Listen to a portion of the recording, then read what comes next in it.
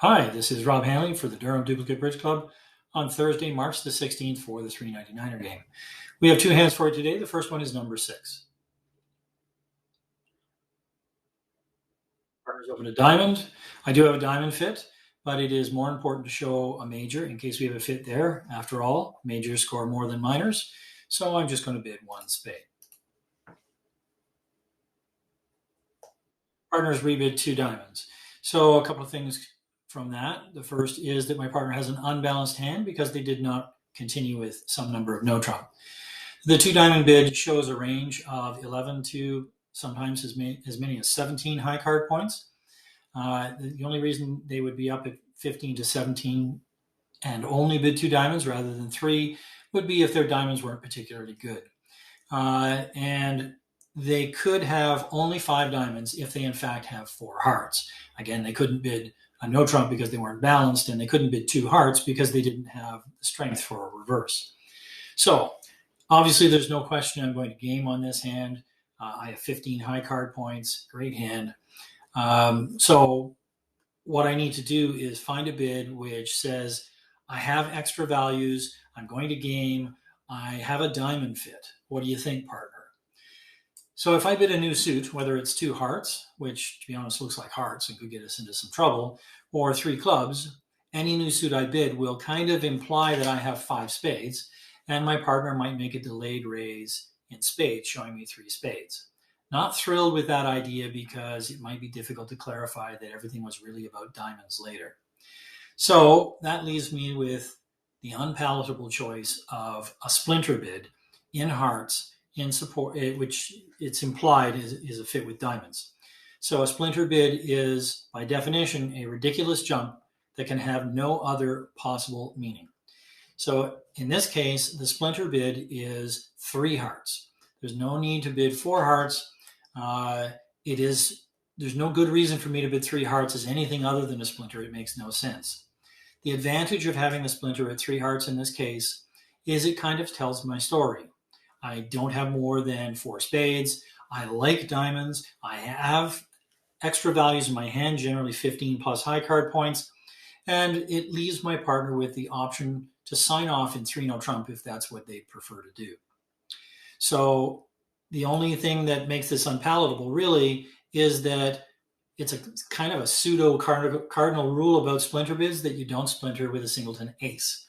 Unfortunately, it's mostly a question of what is the smallest lie and what can I give the most information with. So 3 hearts it is.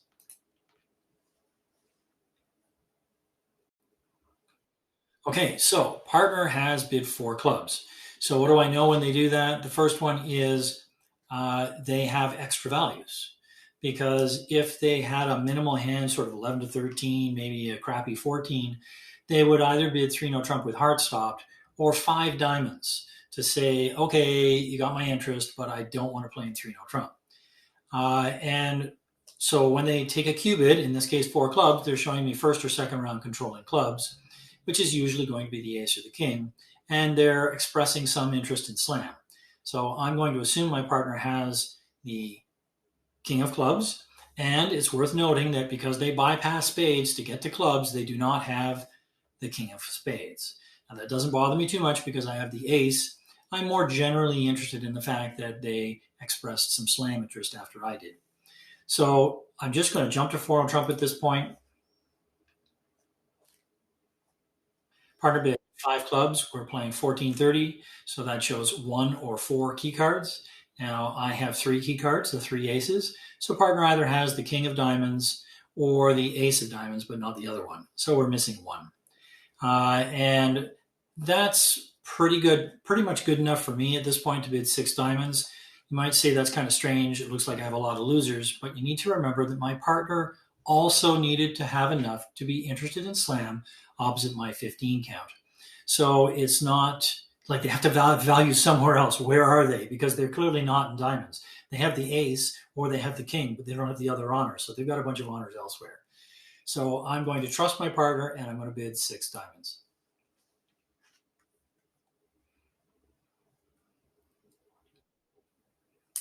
All right, so partner actually has 15 high card points, and they do have 6 diamonds, which is good. Nice 10 card fit.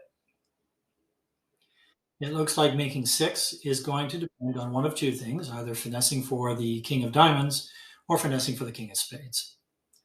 Now, clearly, the king of diamonds has dropped, and there's only one more trump outstanding. And now it looks like it's king of spades onside to make 7.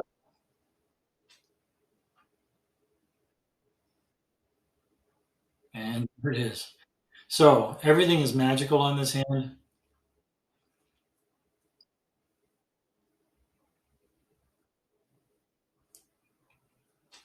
And the rest of the hand is good. The king of hearts is a winner. The jack of hearts can be roughed in my hand, and there are no trump outstanding.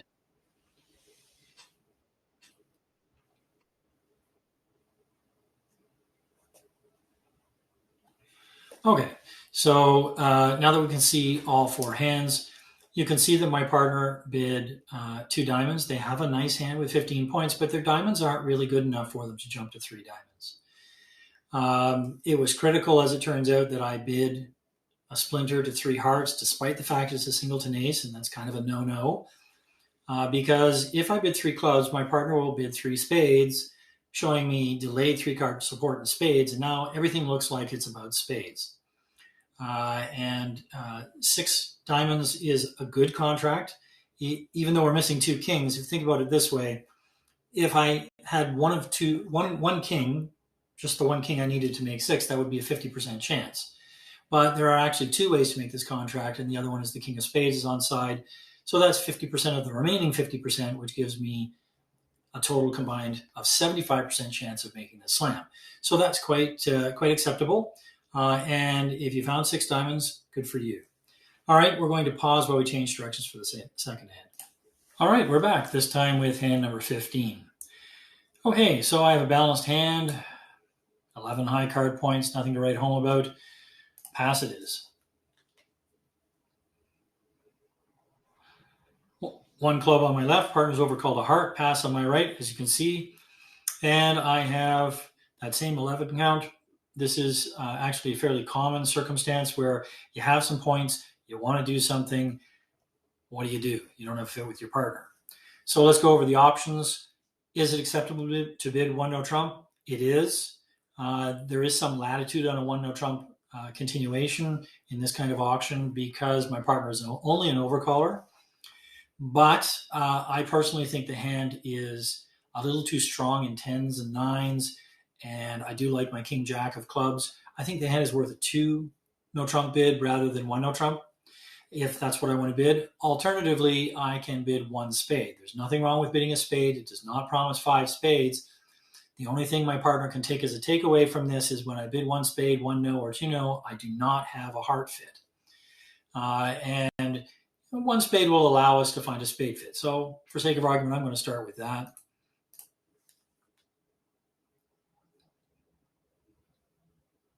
And partner has bid 2 clubs. All right, so you know me, always trying to mess with your heads and come up with something new for you. 2 clubs in this kind of auction is a 1-round force. It shows a good hand. Generally, my partner is going to have 15 plus high card points. Obviously, they don't have 18 because they were started with a double in the first place. But they have a strong hand. It does not show clubs. It does not deny clubs. It may or may not be a spade fit. It's just saying, partner, I have this nice hand. I'm looking for game. If you have any excuses, what do you think? So, am I looking for game obs at 15? You betcha. I've got 11. It looks like I've got a stopper, at least in clubs, possibly 2 of them. And I still like my hand. If my partner has 15 points, I want to be in game. So I'm going to bid 3 no trump here. And there's no problem with me doing that if partner has spades because they will correct to 4 spades. So there's no danger at all. And if my partner has a balanced hand, rather, then we're in the right spot in 3 no.